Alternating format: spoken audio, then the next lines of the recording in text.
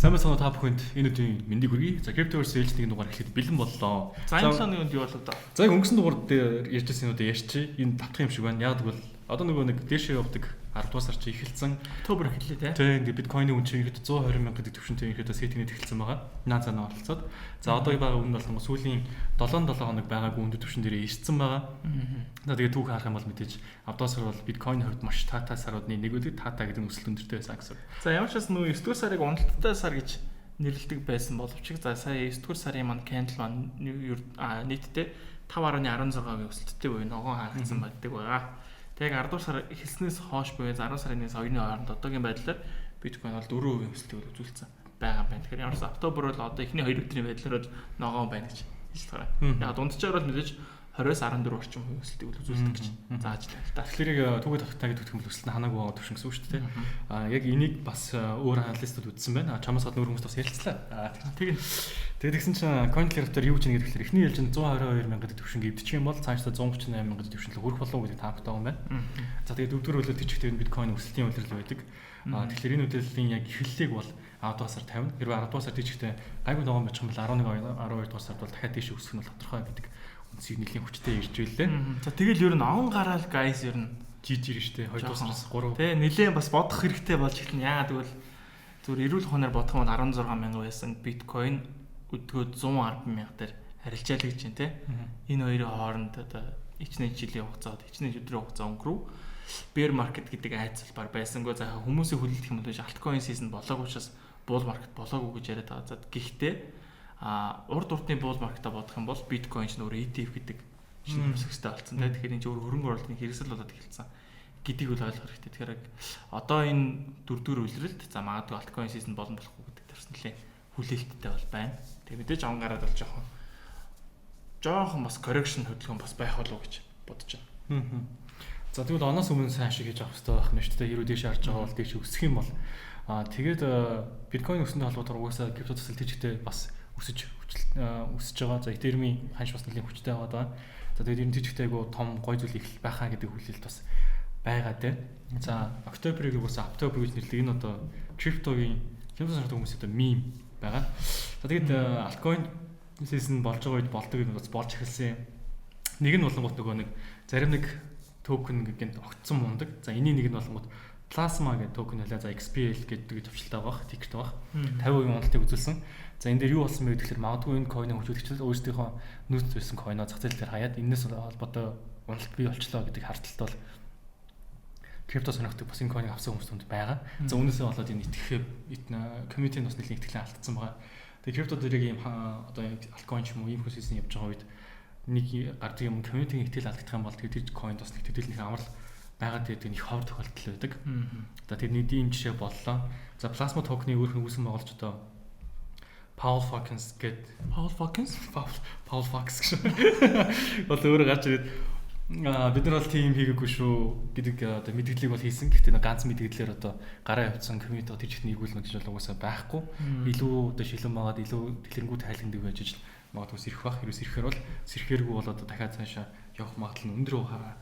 За тэгээд нөгөө талд Европын улсуудаас Швед гэдэг оронд хоёрч одоо парламентын гишүүн гэх юм уу да за биткойны нөөцтэй бол яа энийг хуульчлаа гэдэг саналыг бас гаргасан байна. За тэгээд ерөөдөө гол санаа нь юу байсан бэ гэхээр хэрвээ бид нар одоо эхлэхгүй бол дараа нь эхлэх юм бол бид нар хоцорч шүү. Яг тэрэн чи одоо энд явж байгаа шүү гэдэг санаа илүү явж байгаа юм билээ. За тэгээд нэг бас одоо Эл Салвадор бол ингээд алкасар өнгөж хөлсөж явж байгаа. Гэхдээ Эл Салвадор улсын эдийн засаг бол харьцангуй жижиг гэж үздэг. Швед болонгод өөр аягүй том эдийн засагтай болсон учраас хэрвээ эдгээр ороод ирэх юм бол бас нэлээдгүй том одоо statement одоо мэдээлэл болно гэж үзэж байгаа юм билээ. За тэгээд энэ мэдээлэл дондаа бас нэг юм хэлсэн нь төв банкны захин мөнгөний бол эсрэг шүү гэдгийг бас тодтогсон. За e-krona гэдэг төсөл явж байсан. За тэрийн бол бас эсрэг байгаа шүү. Байсартай байгаа гэдгийг илэрхийлжсэн. Тэгээд би яг наашаа ирчих замдаа бас амарчингийн нөгөө Батцэнгэл энэ шүүсээ overrated comedian нөө. Тий. Батцэнгэл хэлтэй ярьж байгаа подкастыг үнсэн. За юу сонссон. Тэгээд энэний 2 цаг 14 минут орчимд байна уу? Одоо орчин үеийн тренд нь бол одоо ингээд жишээ нь биткойн ч юм уу те энэс хаваад энерги цэцэлт ихтэй байна. За биткойныг яг зөв буруу гэх нь бол дараагийн асуудал. Гэтэ орчин үеийн тэрний чи одоо өөр энэ биткойн гэдэг зүйлд бас явж байна гэдэг утгаснаа бас хальт дуртад өнгөрсөн. За тэгээд энэ шведтэй яаж хэлэх вэ? Дэлхийн нийтээр ихэд бол энийг зөв буруу гэж ярих биш. Эсвэргээр ямар ч байсан энэ чинь ирээдүйн тренд юм байна гэдэг хүлээн зөвшөөрснийг бас гоё тодтогч ярьж үжилээ гэж би бол хүлээн авсан. За El Salvador дээр зөв дурдах юм бол за нийт хөрөнгө оруулалтаас 287 сая орчим долларыг зарцуулаад өнөөгийн байдлаар за яг 544 сая долларын хөрөнгөтэй болсон байгаа буюу за 357 сая ашигтай байгаа гэж мэдээлсэн юм. Тэгэхээр мэдээж unrealized profit ч гэдэг нь бол ашиг авч зарсан зүйл бол байхгүй. Гэхдээ хэрвээ ерөөж юм блэ? Нэг бүкэлээ. Тий. За энэ хөр мэдээж яг одоо ингээ харж байгаа байна. Мэдээж улс орнууд бүгдээрээ биткойн сонирхож байна. За Трамп бүр тавмаа чинь ирээдүйд бүрл одоо үнцэн өсөх юм байна гэх юм мэдээж энийг зарахгүй хадгалсаар байгуулж. Гэхдээ за Английн төв банкны бас захирагчтай Андрю Бейли гэж хүн бас мэдээлэл хийсэн. За тэр юу гэсэн бэ гэхээр мэдээллийн гол санаал нь гэсэн. За stable coin гэдэг зүйл манай эдийн засгийн ч юм уу санхүү эдийн засгийн нэг хэсэг бол болоод явж болно. Тэр нь бол угаасаа ингээд хоригдж чадхаар юм бол биш юм байна. Гэхдээ энийг ингээд маш ингээд өргөн дэлгэр ашиглаж эхлэх юм бол яг банктай адилхан хатуу шаардлага тавьж явахгүй бол бас өндөр эсэлттэй юм байна. Хянжих хэрэгтэй байлаа. Нөгөө талаар stable coin-ыг ашиглаад ирэхлээр банкуд идэх одоо хүмүүсийн итгэл буураад ч юм уу тэр нь өөрөө ингээд хямрал авчрах эсэлттэй учраас адилхан шалгуурыг бол тавих хэрэгтэй юм гэдэг зүйлийг ярьсан. За Америкос нэг shutdown хийгээд байгаа шүү дээ. Тий, одоо нөгөө төсөө баталж чадахгүй гэх юм уу. Тэгэд энийг болонгууд криптос авч байгаа хүмүүс тал нь бол зөв гэж харж байгаа, тал нь бол буруу гэж харж байгаа. Зөв гэж харж байгаа хүмүүс нь болонгууд хэрвээ эн чинь ингээд төсөө баталж чадахгүй ингээд эдийн засгийн хямрах юм бол крипто дээр илүү боломж байгаа гэдэг хүмүүс надад илүү орж ирнэ гэд. Нөгөө талаар болонгууд эдийн засгийн хямрах юм бол эдийн засгийн бишээ төсөө баталж чадахгүй бол эдийн засгийн дагаж хямраад тэр чигтээ энэ крипто одоо эдийн хувьцаа бүх үнэ шүү дээ. Тэгэд ер нь тэгж хориг тавьж ирсэн хамгийн удаан хугацаа 35 хоног бас байд юм байлээ. 96 2013 он гэж лөө. Тиймэрхүү төсөө баталж чадаагүй тэгээд төсөө тасалсан тийм цаг үеч байд юм л дээ. Одоо сальд уншиж байгаа цаага төсөө баталж чадаагүй. За гэхдээ энэ нүрээ 7-14 оны хугацаанд үргэлжлэх юм болж байгаа аюултай гэж таамаглалаа. За энэ хоорондоо учраа олоо хэлцээд баталчих юм бол асуудал бол гайван өнгөрчдөг. За энэ 7 хоногийн бас өсөлтүүдийг X үзэж байхад бол яг энэ shutdown-тай холбоотой бас нэлээдгүй крипто өссөн гэдэг бас нэг юм хөө гаргалгаанууд гарч ирээд байгаа харагдсан. За мөн бас айц ба шундлын индекс гэх юм бол за өнгөрсөн бас сар за 9 сард бол сая нэг удаа айц руу орсон байв 30 руу орсон. Бас л энэ индексээр индикаторыг жишээлдэг бол айц руу орж хатан худалдаж ав, шунд руу орохын цаар гэж авал. Мэдээж айц дээр худалдаж авсан хүмүүс бол тэгж өштэй болоо. За мөн бас хэдүүлээс айц дээр худалдаж авсан. Guys. Тав хүмүүс орсон болж найж байна. Том бол ороогүй. Хүмүүс чихгүй толгой. Би айдаггүй. За бас өөр сайхан нэг мэдээ бас нэг CC-гийн одолгоод байгаа Aster гэдэг coin маань өөрөө бас World Liberty Financial буюу Trump-ийн coinтэй бас collaborate хийж байгаа шиг харагданлаа. Гэхдээ яаж ажиллах тухайг нь бол сайн мэдэхгүй. Ямар ч байсан хамтран ажиллагаа бол зарлалцсан харагданлаа. За ингэж хөрөх мэдээлэл бол үгээр хөндөрлсөн нэр хаа. За ингэ крипто хэлэх гэдэг шүү. За ингэ та хүн крипто дээр ярьж байсан бол Binance биржийг сонгож ярилж байгаа. За доор байгаа линкээр бүртгүүлэх юм бол арилжааныхаа шинтгэлийг 20% бууруулах боломжтой байгаа шүү. За мөн манайх Forex broker таамдаж ажилладаг. За доор линкүүдийг байршуулчээ. Тэгээ та хүмүүс тодорхой хэмжээний доор бүртгэл доор линкээр бүртгэх юм бол манайхад дэмжих гэсэн үг. За мөн энэ дээр RS Financial гэдэг шинээр broker орж ирж байгаа. За энэ нь болохоор зөвхөн манай хэрэглэгчнэр $75 бонусоор үргэлжлүүлээ. За мөн бас нэг 14 оны хугацаатай 200 орчим бишээ депозит бонусыг 200-аар үржүүлж өгье гэдэг ийм дийлэн дээр хүрсэн гэх юм уу? 200 үржүүлэх юм. 2 дахин биш үү? 2 дахин. 200 болохгүй да. Тэгэхээр та $100 гэх юм бол $200 тавь шиг $300 тавь шиг ярьж боломжтой байна. За мөн бас өөрийн данс фондын нас шилмаар байвал за iTrader дээр CV6 гэсэн промо код ажиллаж байгаа юм байлаа. За энэ нас нэг дээр нэмэх нэг гэсэн үйлдвэрлэл явж байгаа юм байлаа. Энэ 400 орчим даас үлдсэн байсан мэдээлэл ажилд надад өгсөн. За ингээд техник шилрэх аа. Юу байж байгаа. Гэхдээ шууд техник шилжилгээ орцгоё.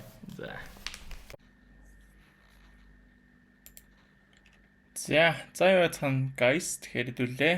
За биткойн дээр апдейт хийчи. За өнгөрсөн 7 өдрийн дугаарыг үзсэн хүмүүс байвал за бас тайжгүй лонг арилжаанд бараг зэрэг орсон болов уу гэж найдаж байна. Тэгэхдээ мэдээ санхүү зөвлөгөө биш учраас өөр өөртөөхөө риск reward-ын харьцааг өөрсдөө тооцоод арилжаанд орсон баха. Ямар ч гэсэн энэ лонг арилжааг бас тодорхой хэмжээний хүмүүс барьж авч чадсан болов уу гэж найдаж байна. За одоо ингээд яг өнгөрсөн түүхээрээ дахиад ярил. За хэдүүлээ. Урдны дугаар дээр ирсэн те. Энд маш гоё тааз байна. Эргээд энд шал болж магадaltaй. За тийм учраас Эндээс price action харна гэсэн. За эндээс price action-ыг хэдүүлээ. За нэг гэдэг зарлахчээ та. Price action-ыг юу гэж хэлээд байна вэ гэхээр за энийг хэлээд байгаа гэсэн үг. За тодорхой хэмжээнд 108 гэсэн түвшин дээр биткойн үүнээс доошогоо буюу орохгүй байна тий. Тэгэхээр хүмүүс худалдаа авахч нар 108 гэсэн түвшин бол за маш гоё худалдаа авах боломжтой бүс гэж хараад байна. За энийг бол ерөнхийдөө price action гэж хараад байна. За тэгэхээр эндээс ерөнхийдөө доош унахгүй орж ирэхгүй ингээ байгаад байсан үүнтэй холбоотойгоор за ерөнхийдөө өсөлт төлөвлөгөө бол орж ирсэн. Тэгэхээр энэ спорт бол сайн ажилласан гэж дүгнж болохоор. За өнгөрсөн дугаар дээр мөн бас нэг ярьсан таамгийг дурдвал за энд маш гоё bullish pattern үүсэж байна. Тоороо ингээ шалгацсан. За ингээ харах юм бол за магадгүй дахиад энэ 108 гэсэн түвшинд доош сэтэрх юм бол за 103,000 за магадгүй 100,000 гэсэн түвшин дээр гоё спорт байна. Түүнээс дэше өсөлтөд орж магадгүй хамгаалж яасан. За энэ нь азар болоошоо спорт resistance zone олоош алдахгүйгээр эндээс price action аваад дээшээгээ ямар ч гэсэн энэ bullish дээр нь бол дээшээс сэтэрчглээ. За одоо мэдээж үргэлжилсэн өсөлтийн хөдөлгөөн бол энд ороод ирсэн учраас яг арилжаагүй байгаа хүмүүст бол айгүй хэцүү одоо үе гэх юм уу. Тэгэхээр одоо хэдүүлээ юу хүлээх ёстой вэ? Нэг анзаараад харъя те. За энэ доовыг хэдүүл харна гэсэн үг. За би ингээд доовыг авчиж.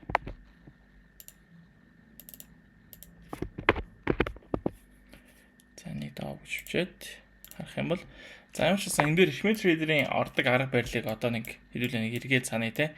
Энийг бол ад паттерны оролт гэж хэлдэг. За мөн та бүхэн энэ бүхэн номноос уншмаар байвал Schmidt Trader-ийн бас ном байгаа. Тэр номон дээр бас дэлгэрэнгүй байдаг. За урд урдны YouTube-ийн бас хичээлүүд нь байдаг. Тэрийг үзэж болно.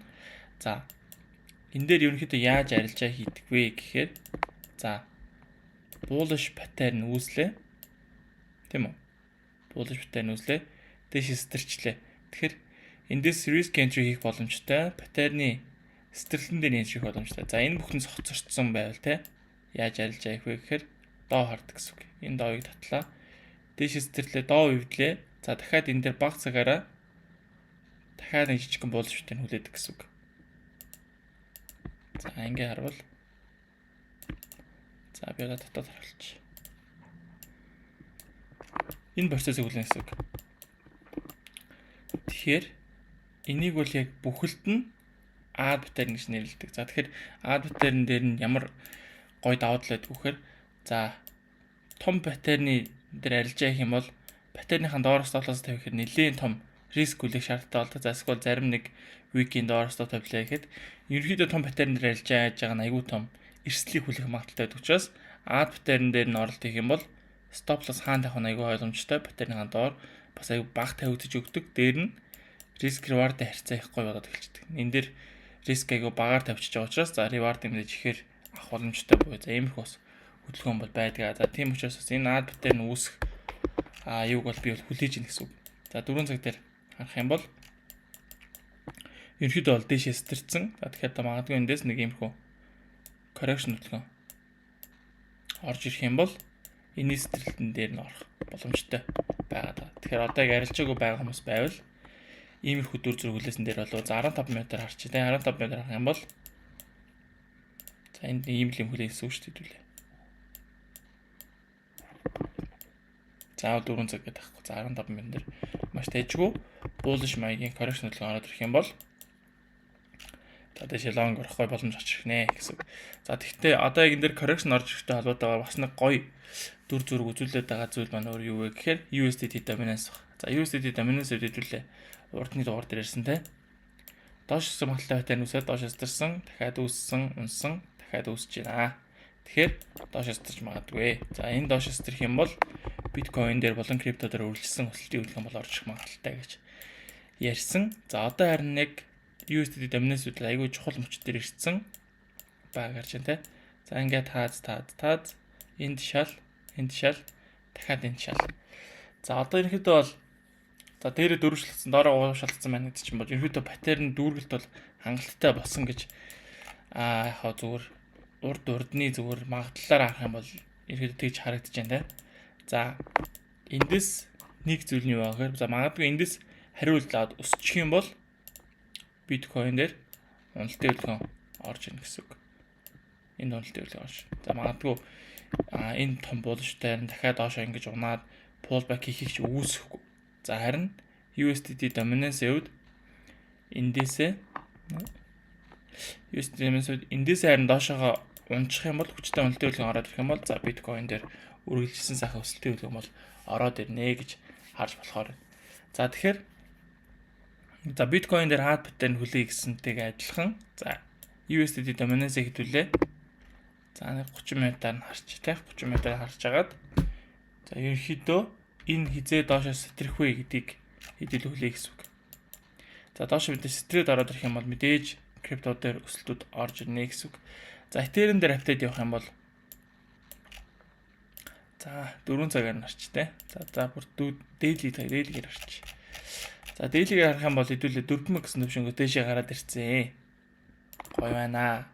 Урд нь 4000-аас дээшээ гарч ирээд буцаад ороод ирсэн. За одоо харин 4000 гэсэн төвшин маань эргээд support болж чадахгүй юу гэдэг айгүй том чухал момент дээр байна гэж урдны дугаар дээр бас ярьж ирсэн. За тэгэхээр 4000-ыг бол одоо ингээ харах юм бол нэг шалгаад буюу support аваад за нэг иймэрхүү паттерн үүсээд одоо ингээд иймэрхүү хөдөлгөөнтэй байна.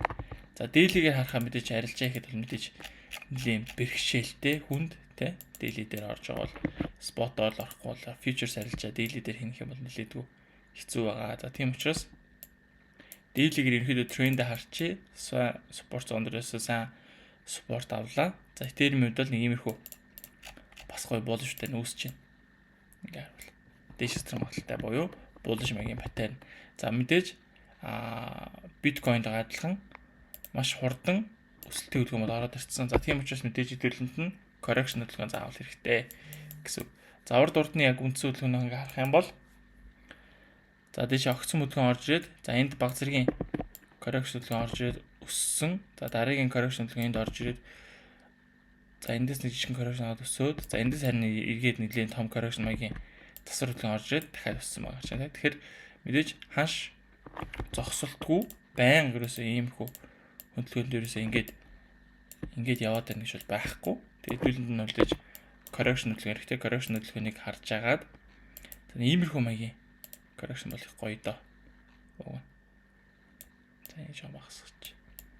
За иймэрхүү байдлаар дэжгүй correction хөдөлгөөн. За энэ correction хөдөлгөөн нь өөрөө нэг иймэрхүү доошоо чиглэлтэй. За тэгтээ үндсэндээ паттерн бол нэг иймэрхүү дүр зурагтай байл зүгээр паттерны хувьд. За иймэрхүү байдлаар correction хүлээж энэ. За бусдаар бол Ethereum дээр spot худалдаа олдод байгаа. За futures-аар миний арилжаанд орсон арилжаа гэх юм бол Bitcoin дээр арилжаанд орсон. За энийг бол ерөнхийдөө бол хэлж яагаад орсон гэж ойлгож болно. За нөгөө талаараа хэдүүлээ. За October буюу 10 сар эхэлсэн. За 10 сарын бас арилжаанууд бол мэдээж 10 сар гарсан сар шууд өсөлтийн хөдөлгөөнөд орж ирсэн. За нөгөөтөөгөөрөө жоох хэдүүлээ эсрэгээр нэг харах гад үзье те. Хэдүүлээ нөгөө эсрэг таамаг маань хаана байна? За энд урдны түүх бол хэдүүлэн нас тийм ч гоё биш байгаа шүү дээ те.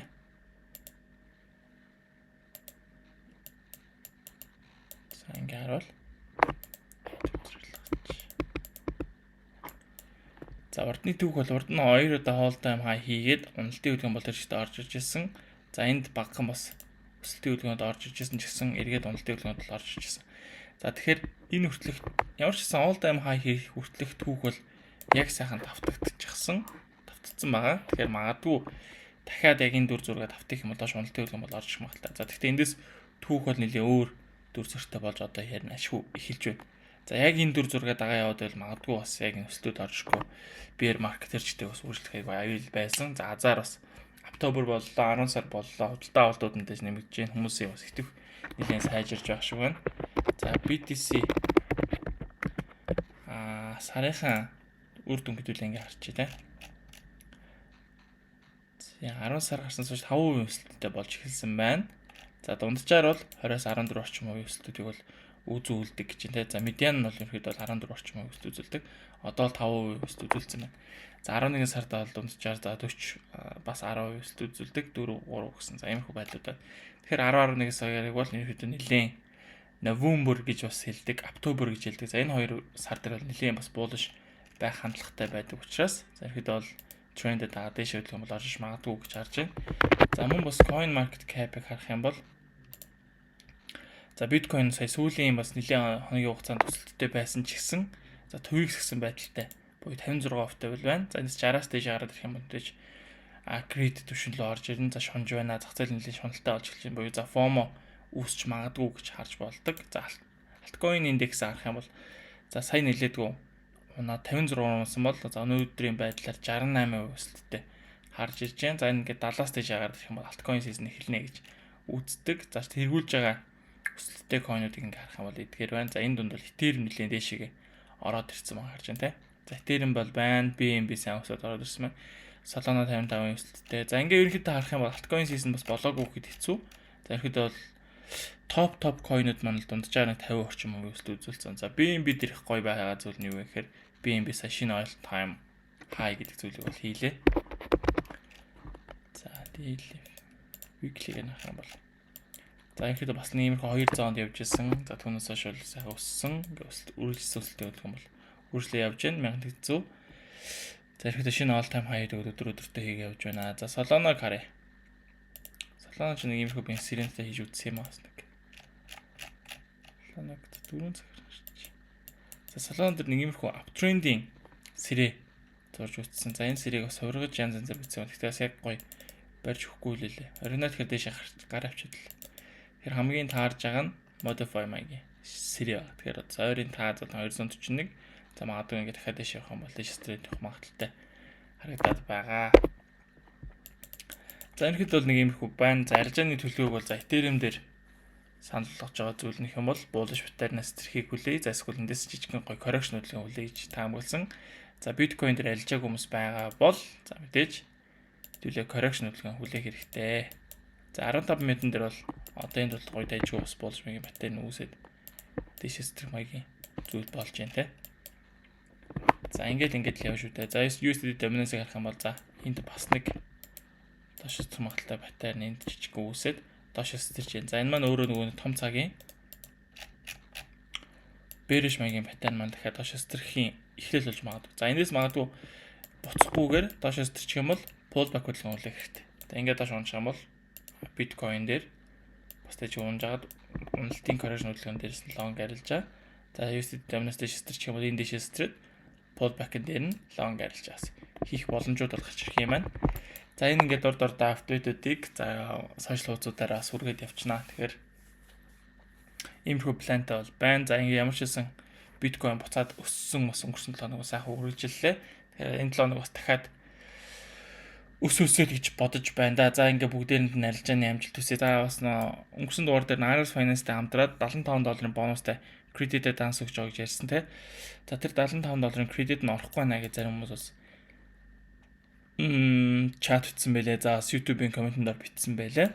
За тэгэхээр тэр $75 яаж авах вэ гэдэг зааврыг нь за биеийн дугаар орсны дараа Telegram дээр нийтэлчих би бас нэг брокерийн хүнтэй ярилцаад $75 нь ороагүй байна яаж авах вэ гэсэн чинь за надад заавар явуулсан байгаа. Тэр зааврын дагуу хэдүүлээ дансаа нэгээд $75 кредитийг авах юм байлээ шүү. За ингээд би тухай дансных нь зааврыг нь Telegram суу болон сошиал хуудасаараа тавьчих. Тэгээд та бүхэн зааврын дагуу хийгээд кредит аваарай. За ингээд бүгдээрэнд нь арилжааны амжилт хүсье. Баярлалаа. Баярлалаа.